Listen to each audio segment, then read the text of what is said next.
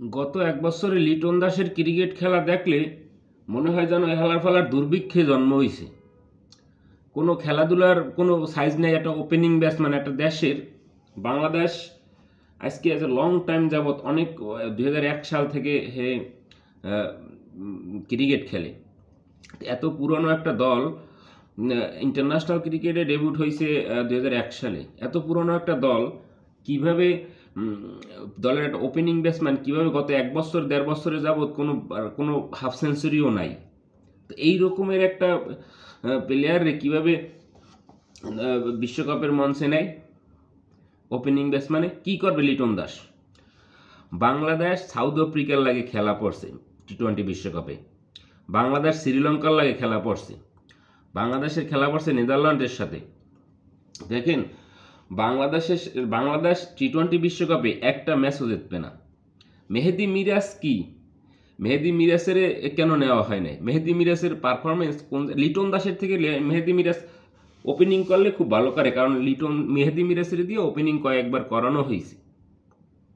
ঠিক আছে, তামিম ইকবালের হাত পা ধরিয়ে নেওয়া উচিত টি-20 বিশ্বকাপে। যারা দেশপ্রেম যার ভিতরে আছে, তার ভিতরে দেশপ্রেমের একটা ভাব থাকে অন্য রকমের। তার ভিতরে দেশপ্রেম যার ভিতরে আছে, তার ভিতরের যে কথাবার্তা বা তার কর্মকাণ্ডে অন্য রকমের ভাব থাকে। ঠিক আছে, তামিম ইকবালের গ্যাঞ্জাম লাগাই দিয়ে বাইরে রাইখে দিয়া বেশ সাইফুদ্দিনের কথা বাদ দেন। সাইফুদ্দিন অসুস্থ যদি ইনজুরি থাকে বা সাইফুদ্দিন যদি এরকম সমস্যা থাকে, সাইফুদ্দিনও ইদানিং সুস্থ আছে। সাইফুদ্দিন কোনো ইনজুরির এক্সকিউজও দিতে পারবেন না। তো সুতরাং এই রকমের একটা ছেলেরে বা এই রকমের তামিম ইকবাল, মেহেদী মিরাজ, সাইফুদ্দিন এরা যদি দলে না থাকে, তো বাংলাদেশের ক্রিকেট ম্যাচে খেলবে কি? লিটন দাস গত দেড় বছরে 2 বছরে একটা রানও করতে পারে না, একটা হাফ সেঞ্চুরি পর্যন্ত নাই। এইরকম একটা প্লেয়ার বিশ্বকাপে স্কোরে। বাংলাদেশ ক্রিকেট টিম এইবার 2024 বিশ্বকাপে একটা ম্যাচও জিতবে না। যদি একটা ম্যাচ জেতে তাহলে কান কাটিয়ে ফেলাই দেব। বাংলাদেশ একটা ম্যাচও জিতবে না। সুতরাং দুর্নীতির যে একটা মানে বিশাল যে মহা উৎসব চলতেছে ক্রিকেট বোর্ডের ভিতরেও, সেটা আসলে এদের আচরণই বোঝা যায়। ঠিক আছে, দুর্নীতির মহা উৎসব চালাইতেছে মানে ক্রিকেটের ভিতরেও। এই ধরনের যে আপনাদের যে এই ধরনের মেন্টালিটি বা এই ধরনের মুভমেন্ট, এগুলোর থেকে বের হয়ে আইতে হইবে।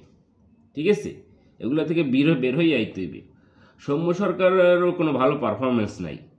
তারপর ইদানিং দেখছি সৌম্য সরকার মোটামুটি খুব চেষ্টা করে যাইতেছে। সৌম্য সরকার নেছে, কিন্তু লিটন দাসের কি দেখে নেছে? লিটন দাসের নেছে কেন? কি দেখে নেছে? ঠিক আছে, এরা বাংলাদেশের রাজনীতির যে একটা এই যে প্রভাব, এই জিনিসটা ক্রিকেটের ভিতরে ঢুকে গেছে। ঠিক আছে, এরা মানে কি বলবো, একজন আইয়ে বলে আলহামদুলিল্লাহ বলা যাবে না, একজন আইয়ে বলে বিসমিল্লাহ বলা যাবে না। মানে মুসলিম জিনিসটার ভিতরে কেন জানি এরা শত্রুতা, মানে এদের শত্রুতা। ঠিক আছে, তো যাই হোক, এখন যে বর্তমান যে বিষয়টা, টি-20 বিশ্বকাপে যদি ম্যাচ না জেতে তাহলে সবগুলোরে প্রেগনেন্ট করিয়া লাইবেন, সব বংশধর শুদ্ধ প্রেগনেন্ট করিয়া লাইবেন বাংলাদেশের পাবলিকে। ঠিক আছে, কারণ এই ক্রিকেট টিম বাংলাদেশের পাবলিকের টিম। এটা কারো বাপের টিম না, কারো দাদার টিম না, কারো বাপ দাদার সম্পদ না, এটা সেটা মাথায় রেখেন।